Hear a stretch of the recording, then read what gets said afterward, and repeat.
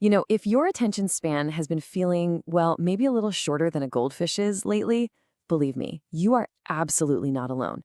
Today, we're taking 9 isolated, incredibly effective habits, and we're going to transform them into a start to finish, cohesive daily system.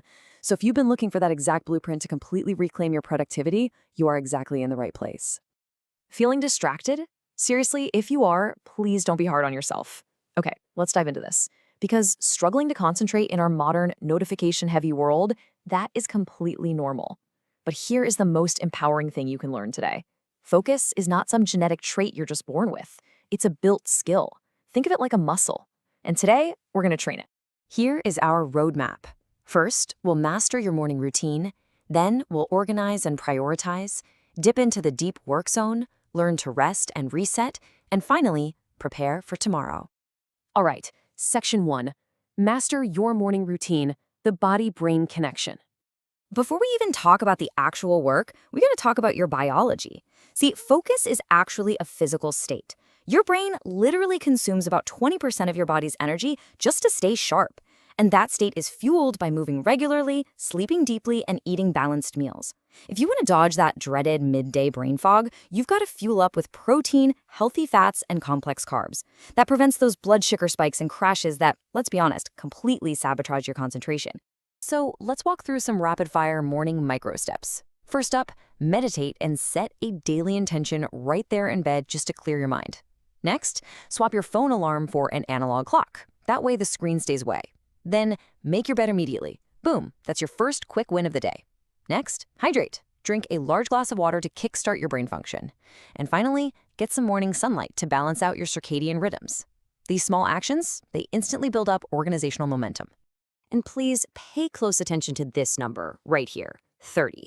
I am challenging you to implement a strict 30-minute phone ban the absolute second you wake up. Look, we all trick ourselves into thinking, oh, I'm just going to take a quick peek at my email. But come on, there's no such thing. The notifications blare, the news hits, and suddenly you're 45 minutes deep into scrolling, just chasing dopamine hits that completely derail your morning intentions. Moving on to Section 2, organize and prioritize, planning the attack. Now, one of the biggest enemies of focus is simply having way too much to do. So before you execute anything, you have to plan. Start by doing a massive brain dump onto paper. But a brain dump is kind of just a messy list of anxieties until you structure it. That brings us to SMART goals. You take that overwhelming list and filter it so your goals are specific, measurable, achievable, relevant, and time-bound. This framework is honestly like magic. It forces your brain to turn vague worries into super clear, actionable targets. Next up, you've got to filter your tasks by drawing a really hard line between the urgent and the important. Urgent tasks have firm deadlines or real, immediate consequences. Think like a client calling with a total emergency. Those have to happen right now. Important tasks, on the other hand, are flexible or lower impact items that can wait. They might move the needle on big long-term projects, but do not confuse the two. Once you've got that list filtered, I want you to be absolutely ruthless. Pare it down to just 3 true priorities. 3. Now, I know that feels totally counterintuitive when you're staring at a mountain of work, but remember, if everything is a priority, then literally nothing is. Giving your focus a clear, uncrowded direction is the actual secret to getting things done. So when you actually sit down at your desk, pick the most challenging task first. Maybe that's a big report you've been dreading. This clears out the mental clutter, which people often call eating the frog.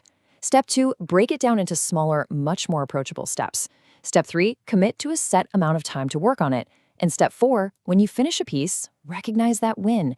Harnessing that early boost of confidence frees up incredibly valuable energy for the rest of your day. All right, Section 3, the deep work zone. Executing effectively. You've planned everything beautifully, but how you approach the work matters just as much as the work itself. So let's explicitly bust a major myth right now. Multitasking? It's a total myth. Your brain physically cannot handle 2 complex tasks at once. What you're actually doing is rapidly switching back and forth between tasks.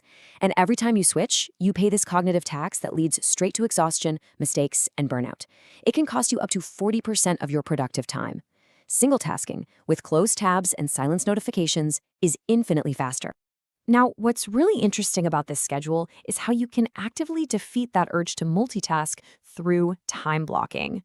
By grouping similar tasks together into a focused theme, like doing all your email management at 9 a.m., creative writing at 10, phone calls and admin at 11:30, and miscellaneous tasks at 1 p.m. You entirely prevent that cognitive rapid switching.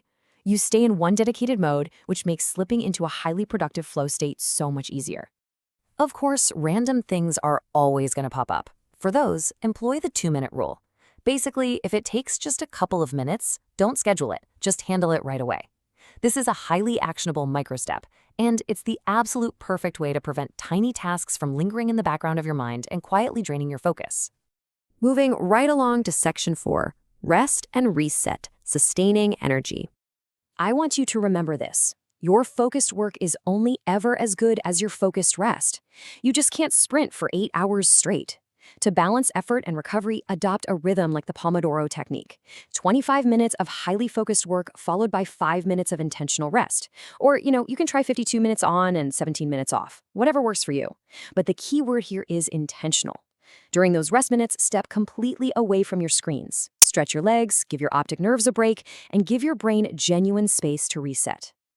And speaking of resetting, let's talk about your physical environment. Visual distraction directly increases cognitive load.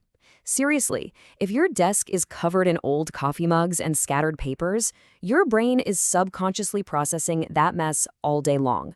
A calm, clear workspace dramatically reduces mental fatigue and boosts your accuracy. The good news is, it only takes a few minutes to declutter. Recycle any unnecessary loose papers and file the important ones away in labeled, hidden folders. Put loose items into cups or drawer dividers. Label those messy loose cords and use ties or wraps to get them under control. And don't forget to utilize vertical space, like shelves or hooks. By organizing your area, you eliminate those environmental distractions so your physical space actively supports you. And finally, Section 5, Prepare for Tomorrow, Closing the Loop. As we wrap up the workday, taking just a few minutes to remove friction today makes dropping into a state of focus immensely easier tomorrow. I highly recommend a 5-minute daily reset at the very end of your day. Just 5 minutes. Put physical items away, close all those unnecessary digital tabs, do a little dusting, maybe clean your coffee mug. This tiny investment in your future self stops you from walking right into overwhelming chaos the next morning. While your desk is clean, take a moment to clear your mind, too. Look backward to build clarity. Journal a bit about what went well today, note what felt challenging, and write down what you are grateful for. Then look forward. Write down tomorrow's top priorities based on today. Explicitly writing down tomorrow's list acts as a psychological off switch. It completely transfers the burden from your brain to the paper so you can truly unplug for the evening. So, the crucial point is this. Focus is a physical state you can support through daily habits. It's not magic, guys. It is a holistic, interconnected system of morning routines, organized boundaries, environmental design, and intentional rest. I'm going to leave you with one final, provocative question to think about. What is your top priority for tomorrow? Think about it right now, write it down, and start building your very own focus engine.